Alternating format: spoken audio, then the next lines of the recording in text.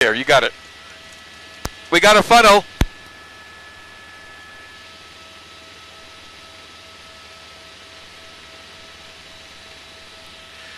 Mark, I can hear you barely. We're looking actually over west, much west of the Chico-Durham area. This is more over in Glenn County, probably not too far from the Sacramento River. I can't exactly tell where it is. These are pretty dramatic shots, but this just formed a few moments ago. This is actually more west of where you were talking about, where that heavy activity was, probably more over, toward the Sacramento River, maybe about 10 miles south of Hamilton City or so. And you can see how quickly it shifts. It was down on the ground there. It looks like it's coming back up again, Mark.